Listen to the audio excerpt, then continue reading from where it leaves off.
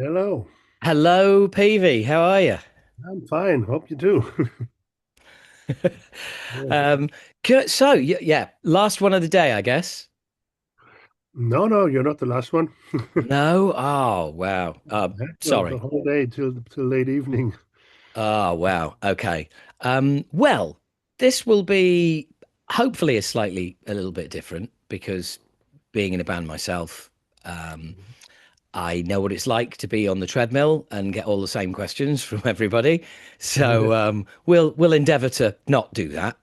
Um, and I'm going to start by a way I'm pretty sure nobody else has started, which is, do you remember playing Birmingham Goldwins in 1989 together? I know. Wow, 89. That's really long ago with Money and Chris, right?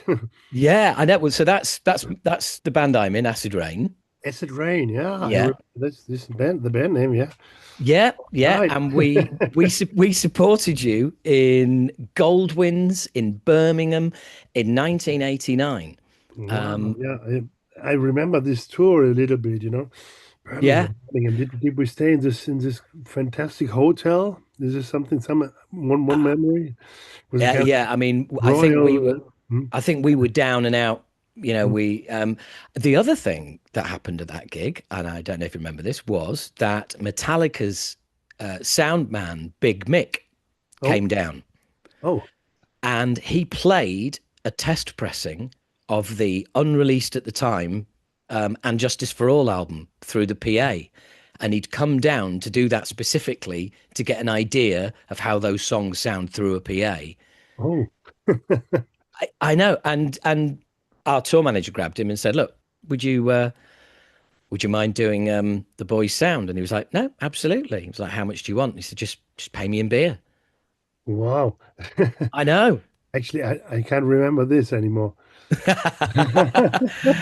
Mate, after 27 albums, I'm not surprised. My brain is a bit weak now. What do you mean? I mean, you are probably the most consistent of any of bands from that era. I mean, you know, the creators, the destruction, everybody who kept going, Mhm. but not to the extent of you guys. I mean, I know it's an unanswerable question, but can you even for a minute fathom, how you've managed to just be so relentlessly productive over these years? I have no idea. Well, for me, this is all quite normal. I Yeah. remember when I started learning guitar, I was 9 years old, and with every new chord I learned, I collected a new song. I wrote a new song around this chord. Right. I still have like about 200 songs from this very early learning phase. Of course, they're not on a quality, but that you can do something about them also. It's just I just kept them in a map, like a memory of my childhood or so. But it was always to me like, yeah, songs come easy, ideas come really easy, and just capture them and nail them down somehow. And that's what we're doing right now in the band also. Um, Especially between me and our guitar player Gene, a young guy that's half of my age. He just turned 30. So, but he's pretty similar to me. He's also very creative, and he just bombs me with ideas, which makes me to bomb him back. Yeah.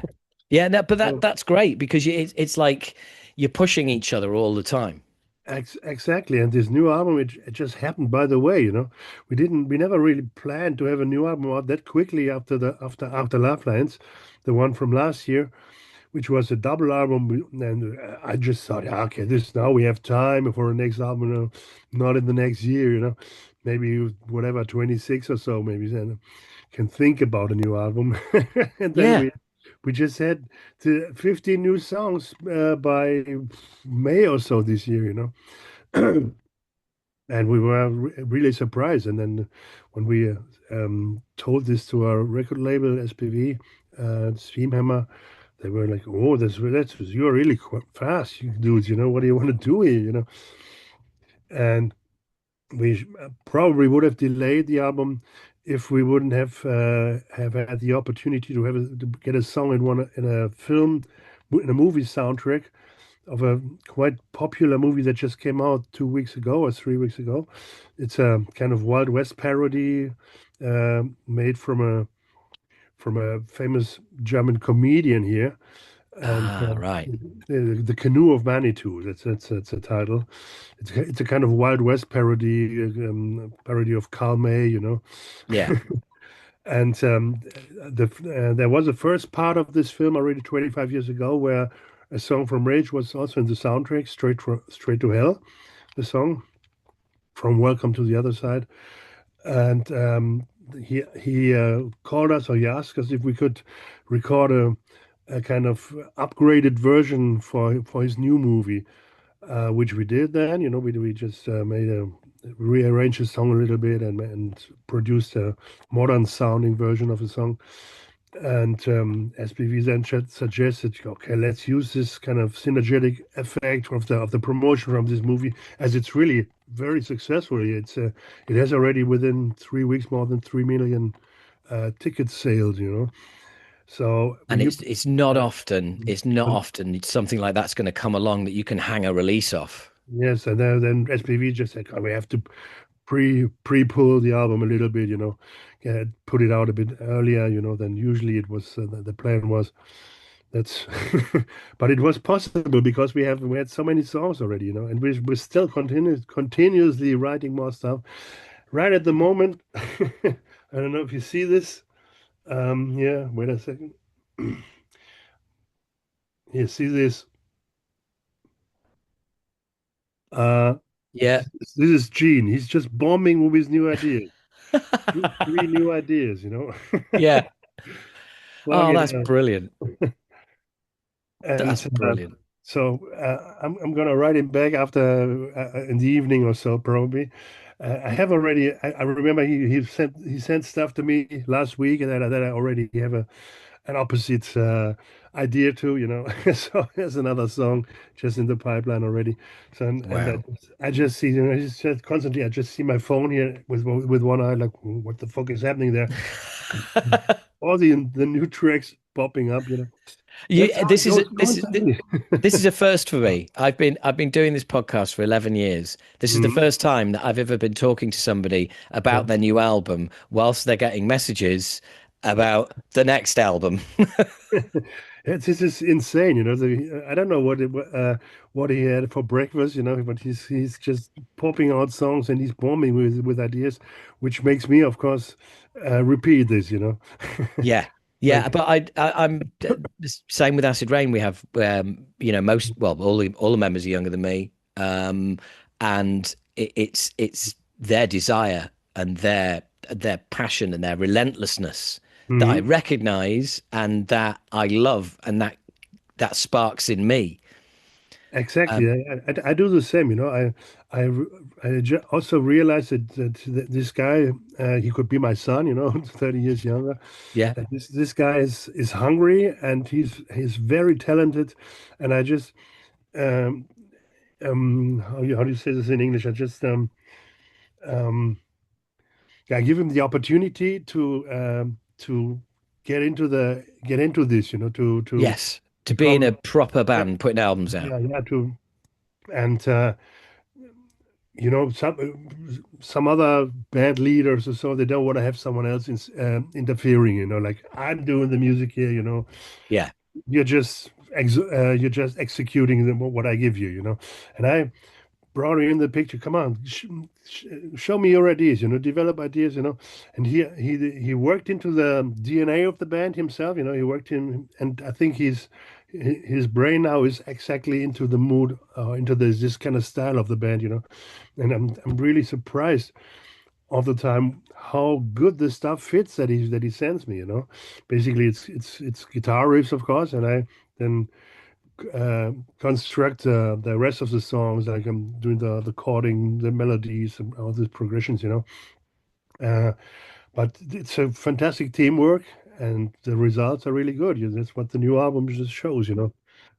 well, speaking of which, I mean, just to go back a little bit, um, Afterlife Lines, which double album, when that came out, I was like, okay, wow, it's Rage, again, and now it's a double album.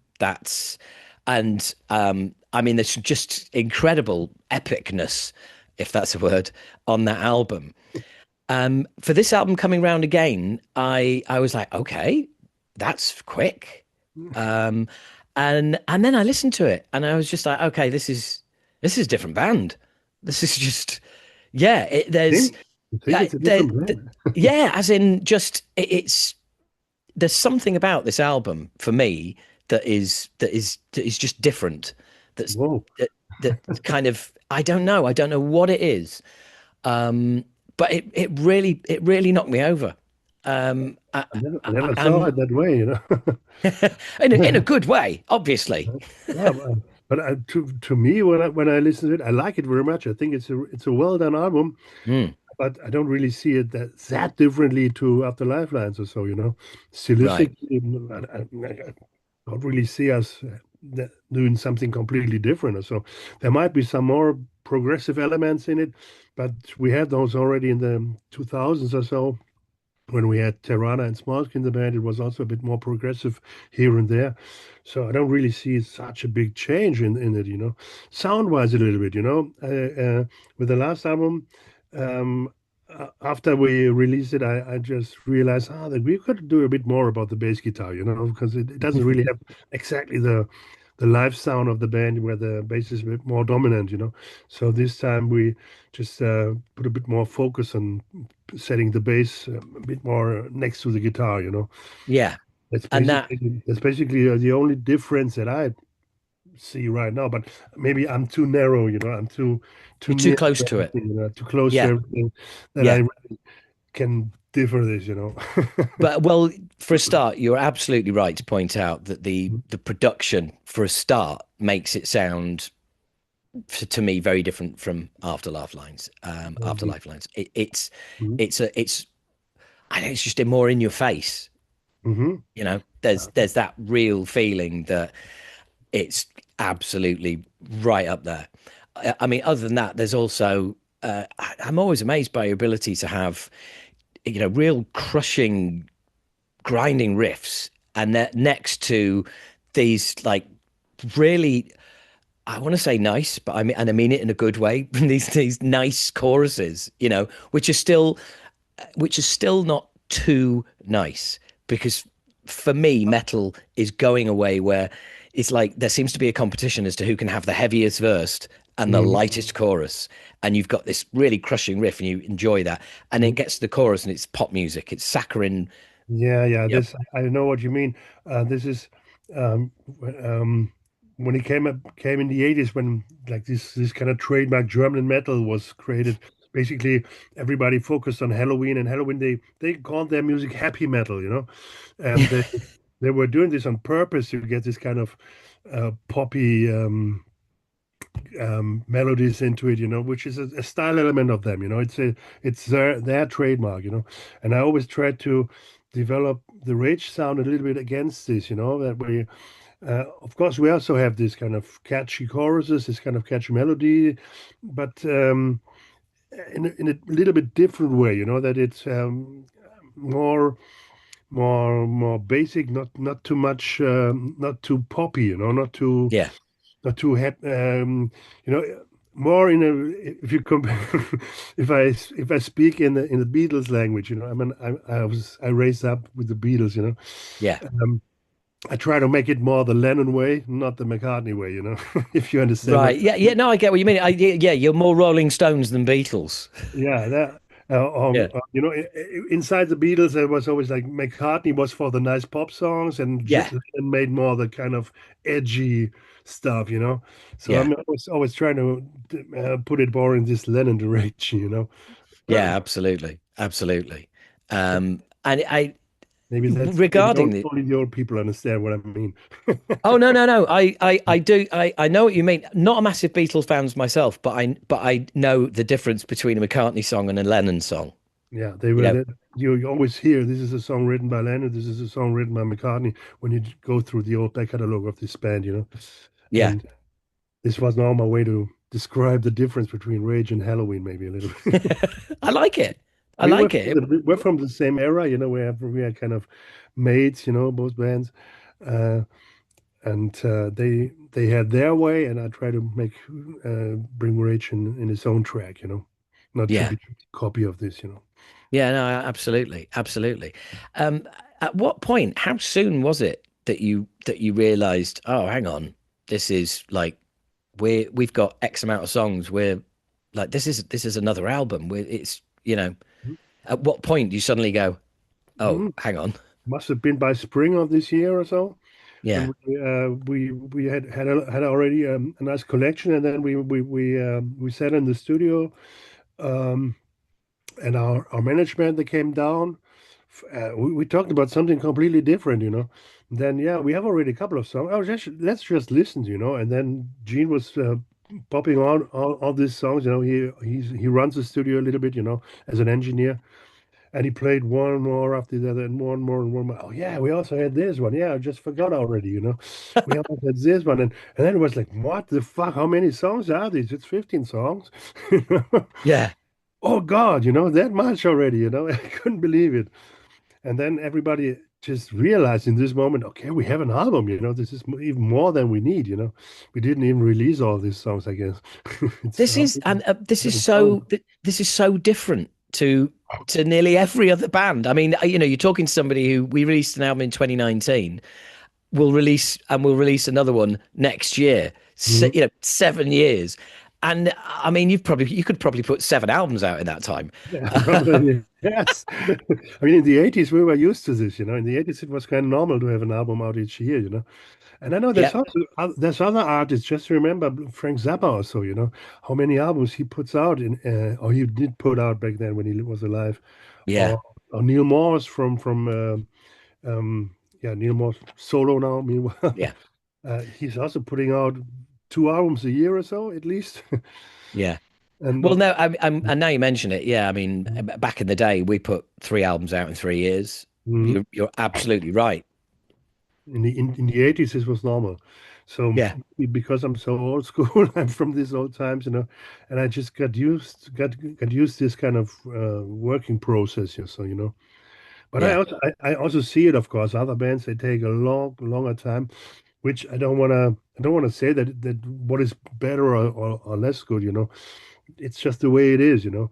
And I mean, if we wouldn't have been convinced that the material is really good, we wouldn't have done it, you know. There was no need for us to have it that quickly, you know.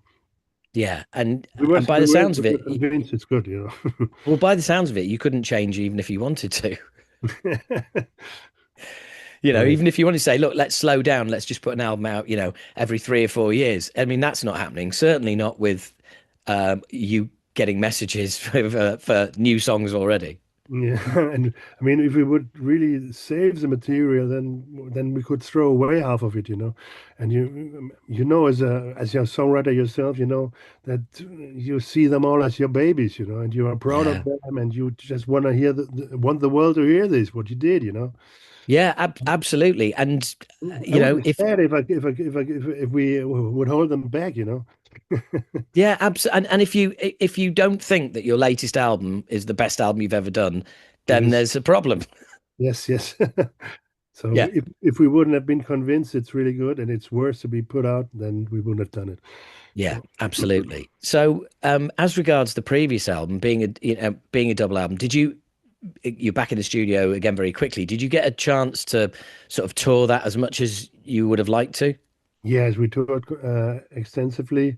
We know all over the world with this last one already, and we're also continuing right now. We have set up a first leg of the tour in 2 weeks. We're starting on this Wacken cruise, starting at the 20th or so. Oh, that's not work. Playing a couple of shows then here in Germany and East Europe. Then we have a little break because in wintertime I don't like to tour in wintertime. I'm getting a cold and I'm old. I'm an old guy, you know. I prefer touring when it's a bit warmer. So we Yeah, but continue. see, as a singer as well, Yeah, it yeah. does it makes a difference. It makes a big difference. we continue then in February next year, going to Japan. Then we have in March, we have a South European leg with Spain and Portugal and all these countries. Um, we have a South American tour already scheduled, which is all not announced so far. We will announce as soon as everything is under contract and everything. Yeah. Is, Oh, especially and with South America, mm, you yeah, yeah. don't announce South Uh, America until you've got some money in the bank. the schedule is already all there, and I think it's pretty solid what we have there. Mhm. Um, Also for UK, we're working on UK dates. What we will uh, put out the dates as soon as everything is fixed. So for those who Awesome. are interested, just check on our website or so. Well, I live in London, so I will definitely make sure that I get down to your London show. Um, and yeah, where when I saw that you were doing interviews, I thought we've got to speak because I love the album, but also just yeah, I just wondered if you would remember all those years back then. But to be honest, I'm genuinely not surprised, and you know, the Of course, I remember Acid Rain, and also remember that I have a couple of CDs of your band. there you go. There you Yeah, go.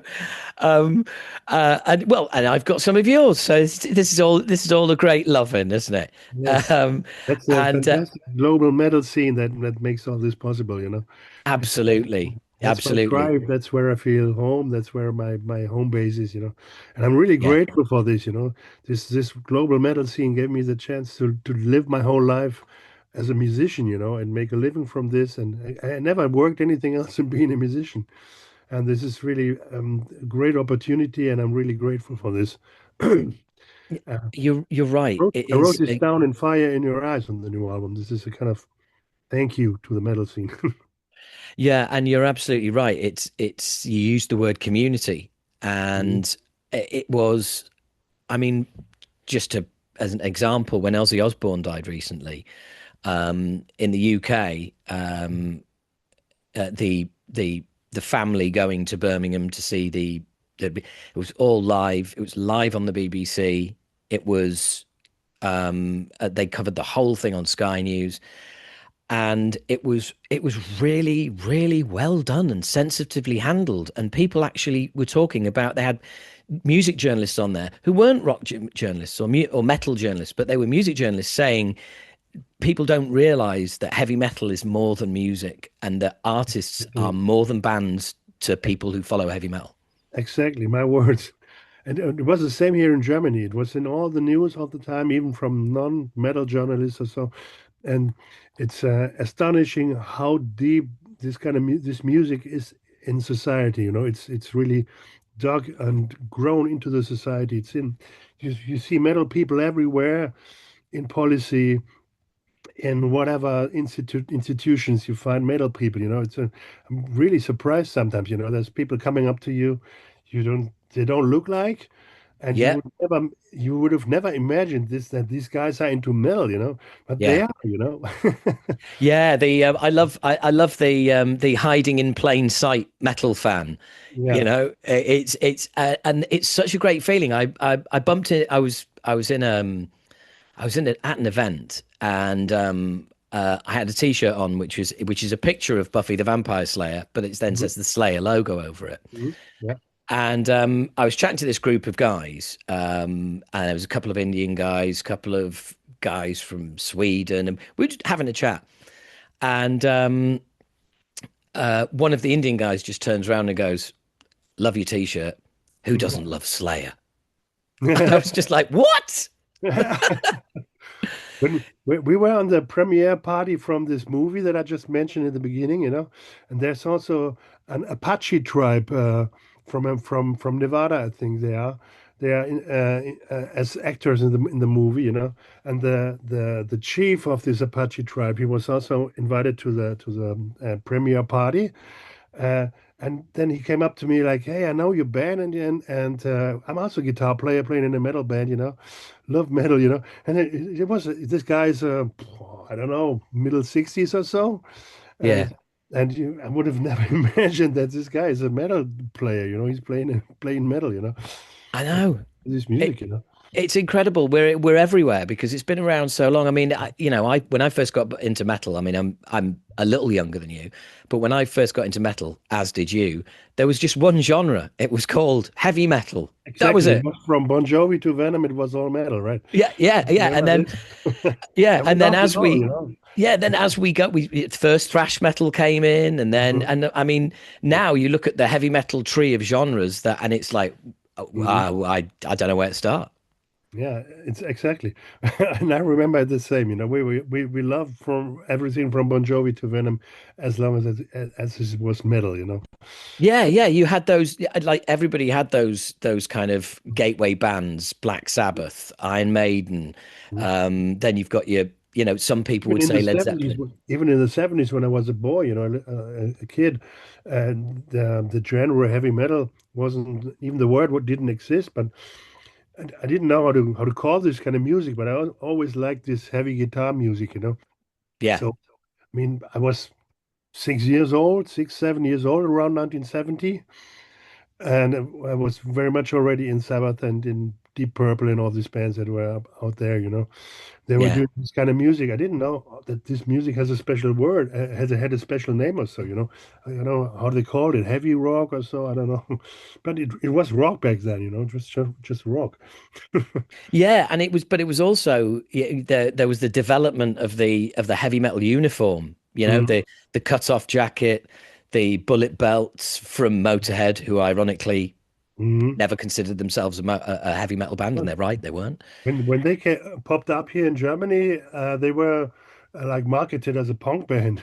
I remember, because Wow. yeah, it was right in the punk times, end of 70s or so. Yeah, Uh, and punk was getting really big over here in Germany, and Motorhead was marketed in the magazines as another punk band from London here, looking a little bit different. And I yeah. was, wow, this is. I like their haircuts. They really look like they're peeing ice cubes. And I listened to it, believed it was punk, but then later I learned, okay, this is not punk, this is heavy metal or so. Yeah. When this name popped up, is it correct, by the way? As far as I remember, the name heavy metal was pulled over this kind of heavy music when there was the other kind of cartoon movie called Heavy Metal back then in these days, and there were I yeah. all these I hard remember the bands cover in of the the video. soundtrack. Yeah, and all these heavy bands were in the soundtrack, and the movie its name was Heavy Metal, and then everybody called this kind of music later Heavy Metal. Is this correct? Am I right with my I memory? Well, I don't know because I kind of think with Ozzy with Sabbath doing their last ever gig recently, Yeah. the story over here is that they christened it heavy metal because they were working in factories Yes. with like the sounds of clanging and smashing and all the rest of it. Yeah. And it was Birmingham is like the Ruhr area here in Germany, yeah, right? exactly. Yeah. Yeah. Industrial raw, Obviously, like Essen, industrial. Yeah. industrial city, grim. Mhm. Everyone works at that factory and it's, yeah, it's, and that's what they were doing. That's how Tony Mhm. Iommi lost top of his finger. Oh, maybe this was just a coincidence that this movie and this heavy music connected. Uh, the, Yeah, the name was maybe. created for this. Yeah. Mhm. But the funny thing is, I can absolutely see the poster for that movie you're talking about in my Yes, head. yes, And it's yes. like, I don't think I've seen that in about 30 years. But as soon as you mention it, I'm like, I know exactly what you mean. I know exactly what you're talking about. Yeah. It's speaking of Motorhead, did you ever have any experiences with them? Do you ever play with them or anything? Yeah, we toured with Motorhead in 1992, a European tour, the Bombers and Eagle tour, Motorhead, Saxon Rage. We were the opening, of course. I mean, it's Wow. perfect, Dude, perfect dude, memories. Yeah. let me tell you this, okay? I host for BMG Records the official Motorhead podcast, the Motorcast. Oh, So we're going to have to park that conversation and I'll have to get you on that. oh, yeah, cool. Yeah, why not? Yeah, absolutely. Well, I'm Mhm. due to speak. I've just I've just done an episode for them. I'm due to speak to the label, so I'll have a word and hopefully we'll And catch up. you know that SPV Steamhammer, our label, they also had Motorhead for years back then as a German label, the German label. And Yeah. you have to talk with Olli Olli Hahn, the A&R guy from Steamhammer. He was, how to say this? He was hosting Lemmy um, for all his doctor appearances, for all his medical appearances. He brought him to the dentist, for example. They brought him to hospital when there was some medical issues with him or so. When he was in Germany, he always wanted to go to a dentist in Hanover. The company is settled in Hanover, and he has so many private stories of to tell about Lemmy. He knew him Oh really wow. privately, really close. So he can tell you stories that you never heard, I guess. Well, that's brilliant. And well, look, I'll have to get Ollie on, let him know, and I'll have to get you on there as well. Yeah, he's in the same office like Björn. Björn that you arranged the interview now. Björn Yeah. from Oettingen. He's in the same office than Ollie. They just sit next to each other. Yeah.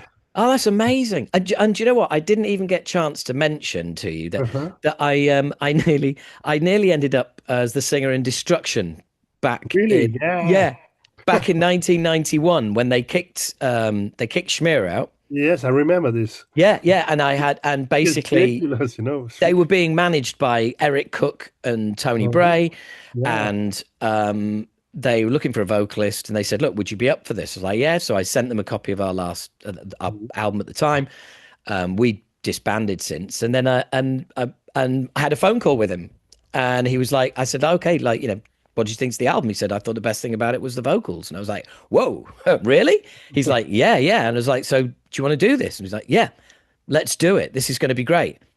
Never heard from him again. Oh, shit. I never heard another word. Maybe because this didn't last that long that they would do something without Schmier.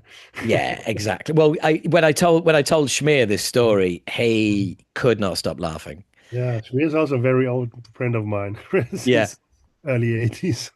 Yeah, Oh, but I contact absolutely, Ollie, for the Motorhead podcast. Contact Ollie. He I can tell will. stories, amazing stories.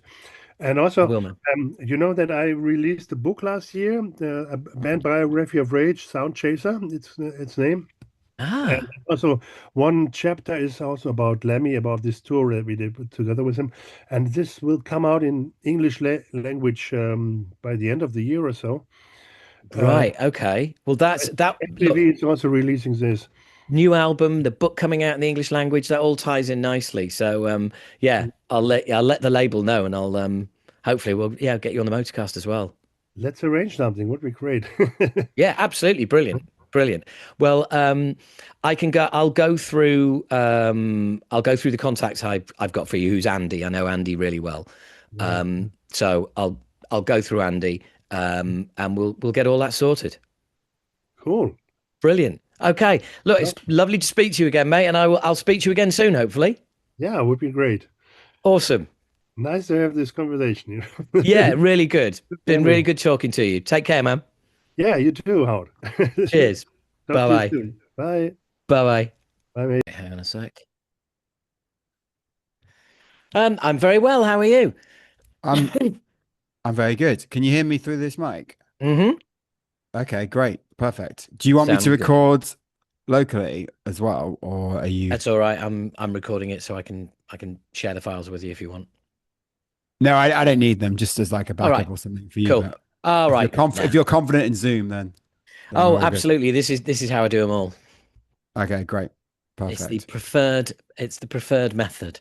So anyway, Yes, it's been what about 3.5 years since you were on the show, I and guess so. Yeah. yeah, a lot's happened in that time. Um, Yeah. but let's dive straight in. I've deliberately not asked you for any press or anything because I wanted to talk to you about this without any prior knowledge and just to find out right from the word go, where did the genesis of this idea come from and where's it got to so far?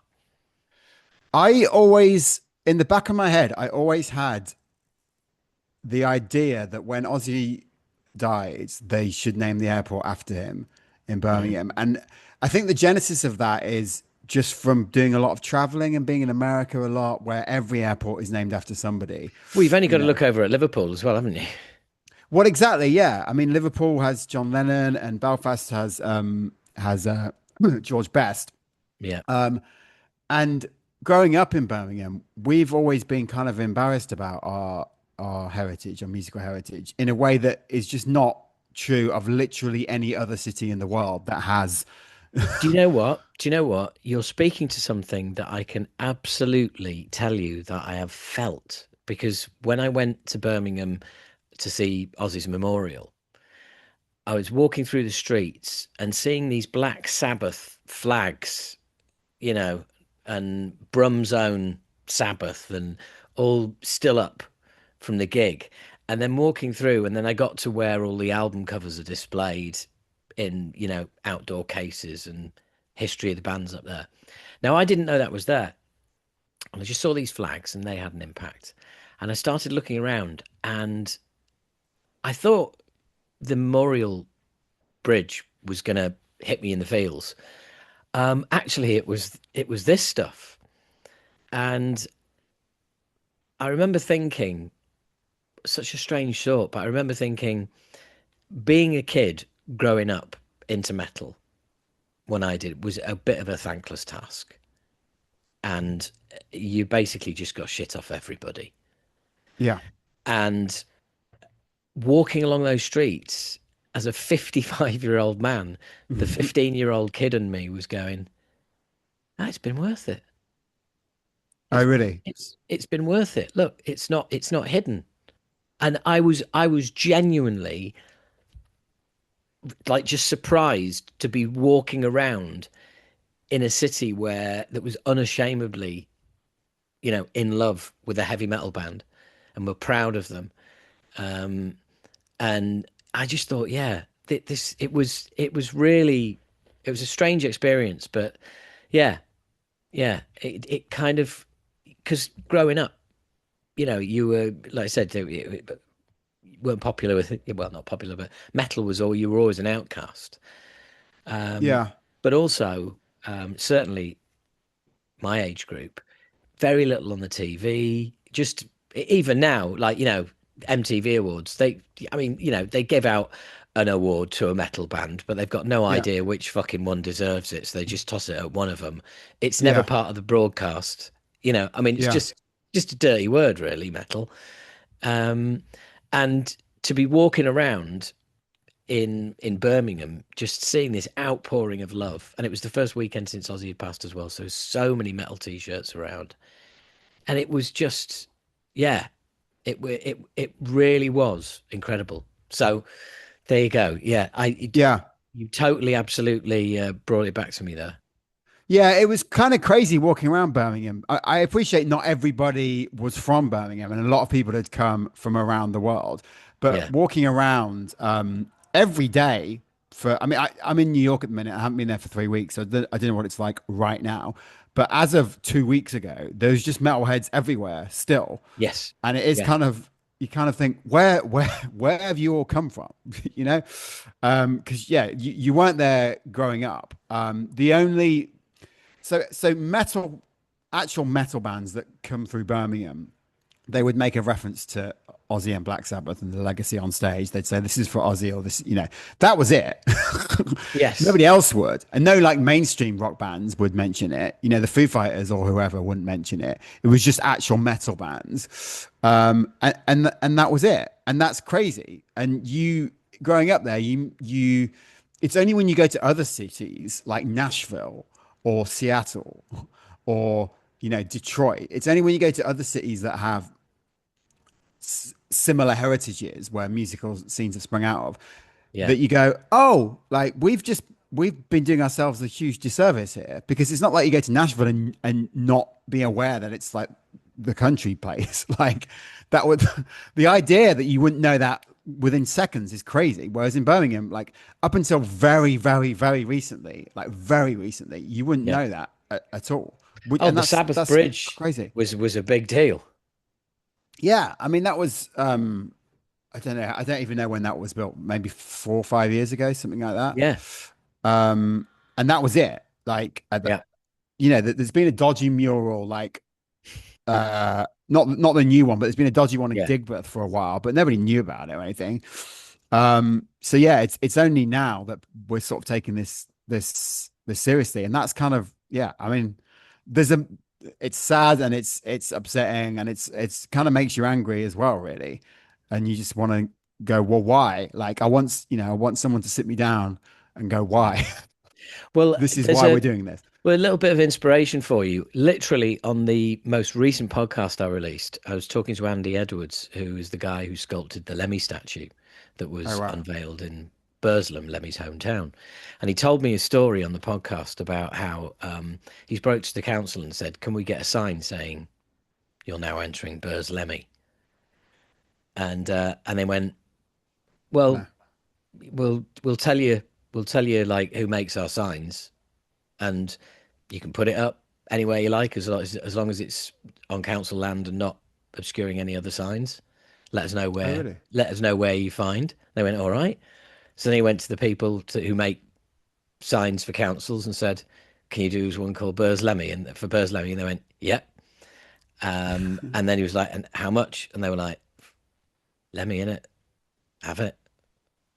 And Wow. Okay. yeah, I know, and it was That's like, surprising. I don't think that's yeah, where that story was going to go, to be honest. I thought they no, were no, going to exactly. say, But this is my point. Depending on the sort of the icon, as you like, if you like, yeah. that you're dealing with, people are more predisposed to go, yeah, that's a great idea. And I think Ozzy Osbourne International Airport is just, if Birmingham doesn't do it, someone else will. Yeah, but if somebody else doing it is just bizarre, like what? So, Oh, I know what you mean. I know, but you know, Manchester Airport doesn't work, or like Edinburgh Airport doesn't work. It has to be Birmingham, right? So, yeah, and I don't know if anybody else will do it. I don't know if I agree with that. I feel like, well, you lived um, so many years in the States. I'm just wondering if there's a part of the States that will try and lay claim to him, or an airport that needs naming. That you never know. yeah, I guess. I mean that would be great. That would be great if LAX was Aussie Airport as well. And honestly, that would be more people would be passing through there. So that in some Yeah. ways that would be better. But yeah, I think the people of Birmingham are saying that they want it in Birmingham. So that's what we should have. So how did you then manifest this idea? What was your first move? You think, right, okay, Well, I mean, none of this is like has been calculated or even had any thought put into it, certainly in the initial stages. But a couple of hours after he died, I was just sort of chatting on WhatsApp with people, many of the people that I'd been to the gig with in Villa Park, and I was chatting to my girlfriend, and I said, "Should I?" Because I'd mentioned about the airport thing for years, really, that they should do that. And I mentioned to my girlfriend, I was texting her, and I said, "Should I start that?" And she's like, "Well, why not?" Like, and I couldn't really think of a reason why not. The only reason that I had for not doing it was that nobody would sign it, and it would look bad, and it would make yeah, me look bad, and it would make Aussie look bad, and it would just be embarrassing. yes, That's the only reason not yeah, to, basically. But I thought, well, I'll take my chances with that. Overnight, not a lot had happened. So I probably started it, I think about 9, 10 o'clock British time. And then overnight, not a lot had happened, but a few people had signed it. And then suddenly it went to 50 at like 11 a.m. or something. And then I got on the train from Solihull to Birmingham, which is about 15 minutes, and it had gone up to 100. And at that point, I just realized it was going to fly, and it just didn't stop like at that rate for about 2 weeks. It was crazy. Just brilliant. one thing led to another, and it just kept going up and up and up and up and up. And it's still going up and up and up now.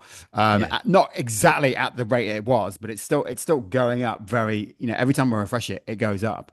yeah, And yeah, that's it's just been crazy and a whirlwind. And yeah, one thing led to another. Suddenly I was doing press around the world. Every major publication has covered it.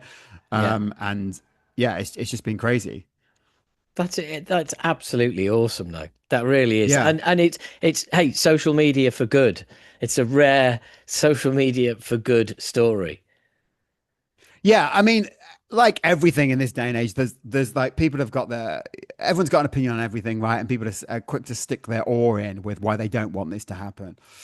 Yeah. So I've been arguing with a few people here and there, but their reasons are just nonsense. And at the end of the day, you know, if somebody wants to start a counter petition that is going to get 70,000 people and counting saying that they don't want it, then that's, you know, then we Yes. can have that conversation. But you can't just say, oh, people don't want it without demonstrating that. And I'm demonstrating that 70,000 people do want it, you know. Yes. So that's, and I guess I'm referencing there people who are like, oh, we don't want this, and 70,000 people of a percentage of millions is not a lot. That's what people are saying to me, but I don't know. I think it is a considerable amount actually. And you know, we want to be taken seriously, and things have happened for less with less what's the word I'm looking for, less mandate, you know. So Yeah. yeah, so I just keep going back to my main point really, which is like let's make this happen. And Yeah. Yeah, absolutely. So have you apart from that, have you had any reaction from the council? Have you, you know, yeah, so it gets interesting because and again, like I'm not a campaigner or anything, so I don't really know what I'm doing, and I'm just sort of making it up as I go along. yeah. So I haven't been like, right, we're going to do this and we're going to do that and we're Yeah, going to do yeah. that. But I just I wondered guess if that, they'd reached out to you. well, so this is where it gets tricky. So Birmingham Airport is in Solihull, right? Right, Which is okay. where I live. Yeah, brilliant. Um, Here we go. This is where it so starts. yeah, so it's actually got nothing to do with Birmingham City Council. Yeah, yeah, yeah, yeah. Which is, by the way, is interesting because loads of people are saying, well, Birmingham, you're saying to me, you know, sort of factually, oh, Birmingham City Council aren't going to allow it. Well, it doesn't matter because it's got No, but nothing to do you're with it. you're right because even when I said it, I just thought, hang on, I wonder if it's got anything to do with the council. Airports No, airports aren't bus stations. well, exactly. But also it's not their council. It's literally a Yeah, different council. right. It's literally Okay. Solihull Council, Yeah. right? And I guess I said I'd illustrate. People are so quick to say like, well, the council won't allow it. Mm. It's not even their jurisdiction. It's literally a Yeah. different area, you know, and people don't even realize that. So Solihull Council are the you know are the it's not there. It's not for them to tell the airport what to do, but obviously having them on side would be good. Yeah. I had a counsellor reach out to me and get in touch, which was great because he was able to fill me in on sort of like the process and this, that, and the other, of which there isn't one basically, but the process of how the council works and when they sit and how you can present things. So Yeah. that was great. They're not sitting until October, so Right. I'm sort of like just sitting on that until October, and then hopefully we'll be able to present something to them Yeah. in that time. But that's just sort of procedural, really, like because nobody can tell anybody else what to do. Yeah. So that's as far as it goes with the council. But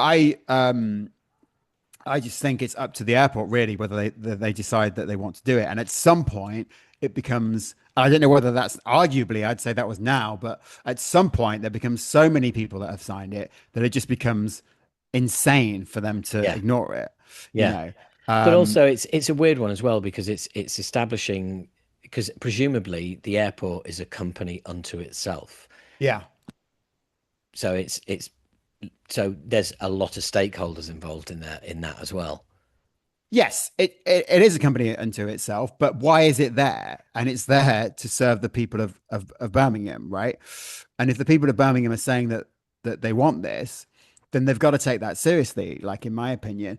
And also, I mean, I would love to speak to them. I haven't spoken to them. I haven't reached out to them because I don't think that I necessarily need to at this point. And they're getting a bit annoyed and they're not a fan of me because I know the press are phoning them up all the time and asking for comment. So obviously they're not, you know, they're not fans of mine, but they've sort of said, oh, you know, we're monitoring this petition closely and we're looking at ways, not directly to me, but they've said to the press, and obviously I've read it.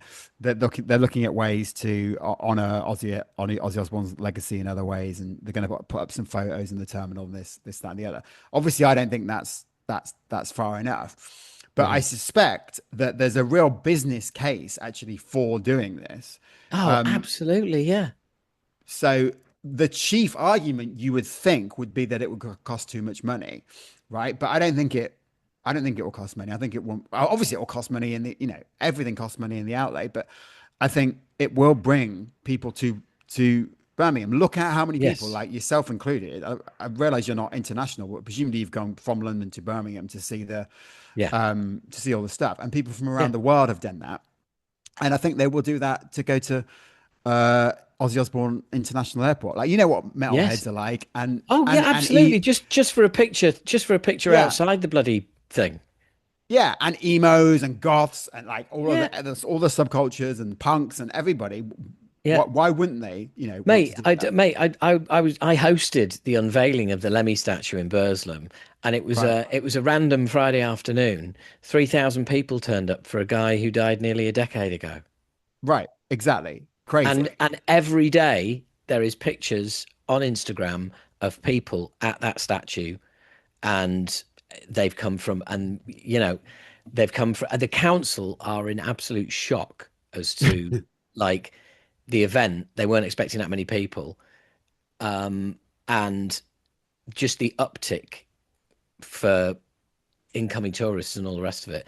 They just did not realize what they had sitting in their lap. Yeah, Um, and that's and the case with Birmingham and heavy metal times 1,000. yeah, yeah. No, it was honestly, it was a really poignant moment when I was walking down the street with all the flags on it, just thinking like, wow, the council have got the flags out for Black Sabbath. Yeah, I I don't know what you thought, but I leading up to this, which has been like 3 or 4 years, right? Leading up to Yeah, him, I did think that the city was going to go ballistic. I did think that. It has played out how I expected it to play out. I don't know what you thought. Obviously, you're not from the area necessarily, but I did think this is how it was going to happen. The only thing I got wrong is that I thought the gig would happen now. You know right. what I Yeah, mean? I thought the yeah. gig would be a tribute concert, like Mm. the Foo Fighters, Taylor Hawkins, or Freddie Yes. Yeah. Mercury, that Yeah. kind of thing. But I did think they were going to do it, and I did just have a feeling that all these people were going to come out of the woodwork, and that this would happen. Because when and I know how what this shit means to people, right? And it's people, decision makers don't necessarily. So Yeah. I think they've probably been taken by surprise, and to an extent me and you have been taken by surprise, I think. But I think deep down I did know this was going to happen, Oh yeah. Oh yeah. because how could it not? Oh yeah. No, absolutely. Well, there's plenty of places with celebrity sweepstakes at work. You know, who's going this year? And Ozzy's been in that sweepstake for a good few years. Yeah, did you have money on it? Oh no, no, no! I'm just saying that's going on somewhere, not me. Yeah, Um, yeah. but as soon as the first, when the Ozzy Judas Priest tour was announced, after that very first cancellation, I know somebody very close with Judas Priest, and basically Ozzy's not well, Right, and I yeah. and I thought, right, that's that. And when I saw the tour was it got announced again, I thought, I don't know about that. When it got cancelled again, I was like, yeah, he's done. Yeah, I mean, I'm not sure I gave it that much thought, and I don't think I know anyone on the inside necessarily. But yeah, it never looks good. Like when people cancel, I thought he might do one last show, which obviously he did. But I think it would. I was expecting he'd be able to do like one last, you know, hour Tour. long show. Oh, right. I don't Right. know about Okay. Yeah. tour. I never thought Yeah. that once what you said had happened, I never thought that was going to happen. But I thought he might do one last show. Yeah. Funny enough, watching Steven, I'm a big Aerosmith fan, and I was planning on going to their last ever show because it was on my birthday, and it was in Boston, and then they just cancelled the whole tour, presumably because of similar health issues with Steven Tyler. But Yeah. he was at the Black Sabbath gig, Yes. and he absolutely smashed it out of the park. Yeah. And I'm sat there going, hang on. You must have thought all your Christmases have come at once, though. You wanted to see their last ever gig, you didn't, and now here you are at this legendary event, and you get to see Steven Tyler as well. I guess, yeah, but I mean, it was sort of tinged with sadness, really, because I think they didn't do a lot, and one of the songs was "Walk This Way," so it was a bit, Yeah, it was tinged with like, oh, I just want to see them, because when you know it's the last time, yeah. it's different, isn't it? Like, it's just a completely different Oh, I know. I mindset. mean, the last time I saw Slayer was Wembley on their at the end of their last ever world tour, and Right. I had no desire whatsoever to go and see him at Finsbury Park recently Oh, because right, yeah. for me that was it, and it was perfect, and I was there with my best mate who I must have been 18, 19 times with. We always go see Slayer together, stand there, sing along like a couple of idiots. He has since emigrated. He wasn't feeling coming back and seeing him, outdoors.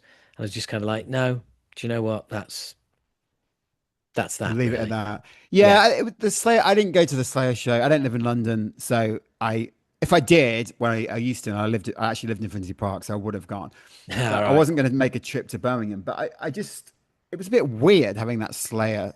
I understand like the logistics. Well, they're in town for Sabbath, so they may as well do a gig. Yes. But it just felt a bit like a post. I don't know. It just felt like compared to what's been going on the day before. What is this? Yeah, Um, I know what you mean. They did Cardiff as well, and I think yeah, some of the other bands tacked things on, but I can understand it as well, because obviously they've signed off on a large percentage of basically their fees going to charity, right. so they will all basically be taking that at best a basic wage and expenses covered. Right. Okay. Also, the other thing about that is why not do it in Birmingham? Like, like you're in Birmingham. All the metalheads of the world are in Birmingham. Why are you doing this gig in London?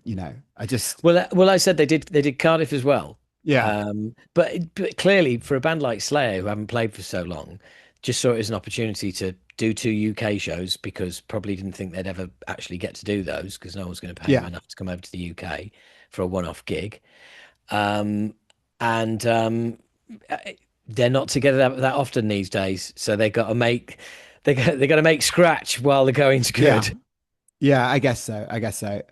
Yeah. I was never that with Slayer. Like, I did used to like them, but when they, when they returned, I was like, well, I kind of saw this coming. I'm not that, like, Yeah, call it a yeah. day for a bit longer. In my. Well, what was the end, the gig like? What was that like? Were you, oh, sorry. Earphones. Were you not there? No, I wasn't. No. It was really good. Obviously, from the get go, when it gets announced, and you look at the lineup, and you go, What? Like, how's this going to work?" It Um, didn't even look like a lineup. It just looked like a wish list. Basically, yeah. So Yeah. it was just, it was just ridiculous and crazy, really. And even in hindsight, to think, did that happen? But yeah, it was amazing. Like almost everybody that you could expect or want to be there was there.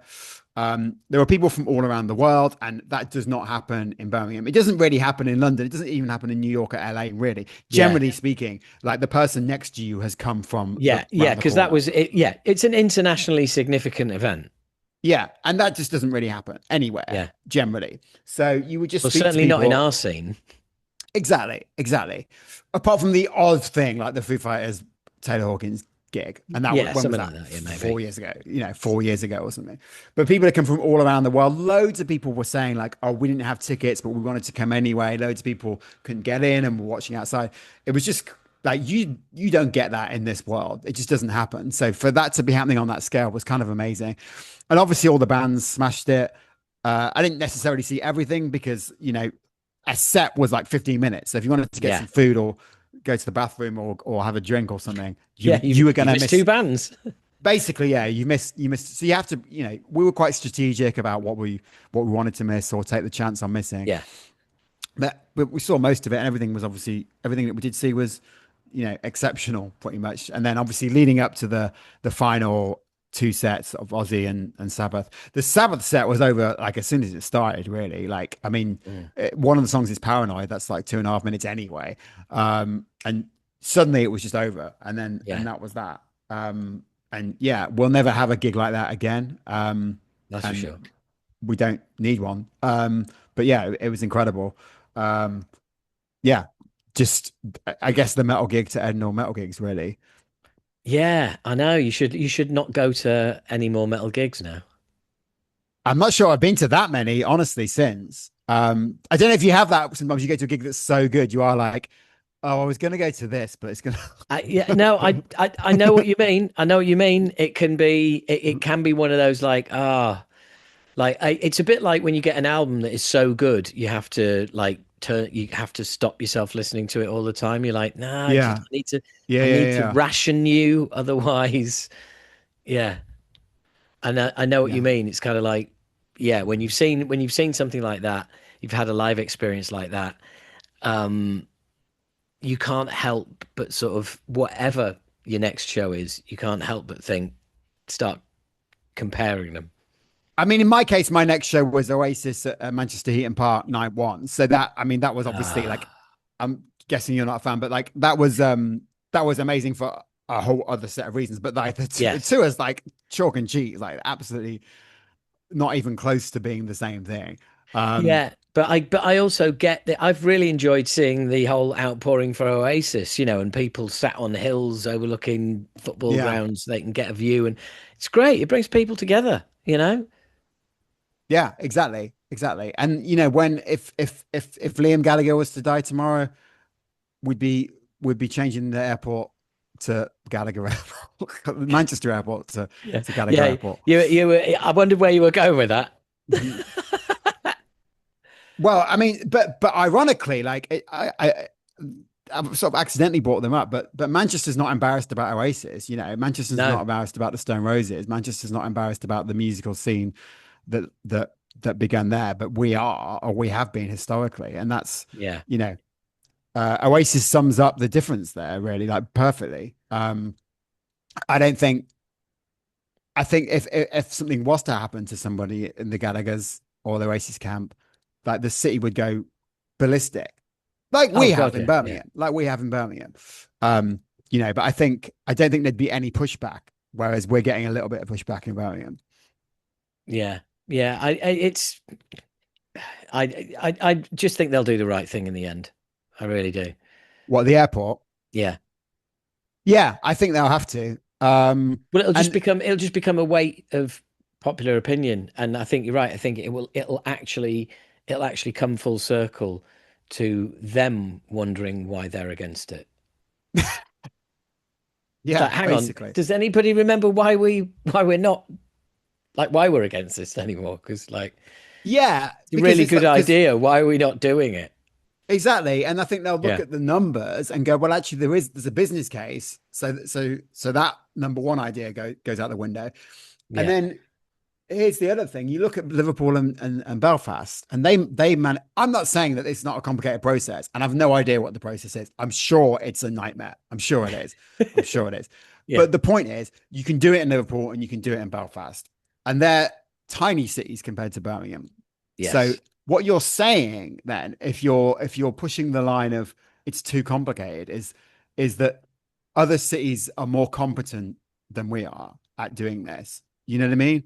yeah, Liverpool and Belfast, they can just get things done, whereas we can't here in Birmingham, and that's not true. So that idea goes, you know, yeah. to the dogs as well.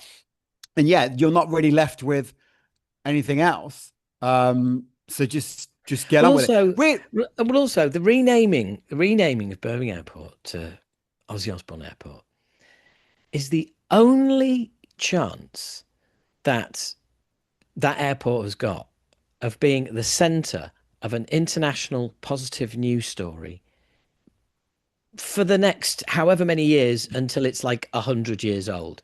The only other way it's going to be on the news is going to be crime, people beating each other up in the airport, whatever. It's Yeah, it's like when as a like company who owns an airport, when do you get a chance to click your fingers and be at the center of an internationally positive story about you. Exactly. I mean, and that's what's been happening anyway. You know, just in Yeah. the build up to this, they are at the center of the universe in terms of the one of the biggest stories in rock in the last kind of 5 or 6 weeks has been this. And they're the gateway that is ferrying all of these, all these disciples to and from the country to pay homage. Exactly. So I mean, People's journey should start there. they've had money can't buy PR out of this, Yeah. really, and that would only continue if they actually got on with it and did it. If you put this into the hands of a PR agency, like literally, like whoever the PR agent is for the airport is asleep at the wheel, because somebody within that company should have been going, guys, hello. Yeah. And know? I suspect like the people do slag off Birmingham Airport. I think it's good actually, but there was a period where people were really angry about the airport, and actually people have come up to me on the street when I've been talking to people, thinking that I work for the airport and having a go at me about how bad the airport, Brilliant, which is insane. But like, it's been getting negative press, so this would be an amazing way to turn that around. I suspect that running an airport is a nightmare. I suspect it's a security nightmare. Yeah. I guess they probably just don't have the resources to do, and they've looked at this and gone, oh God, like how do we deal with this? Because we've never had to. Who knows? Who knows how these things work? They might be busy about to take all the wind out of your sails and announce to the world that they're changing it. You never know. Yeah, you never know. I mean, I would like them to tell me first if they're going to do that. Oh, I'm sure you would. I'm sure you would.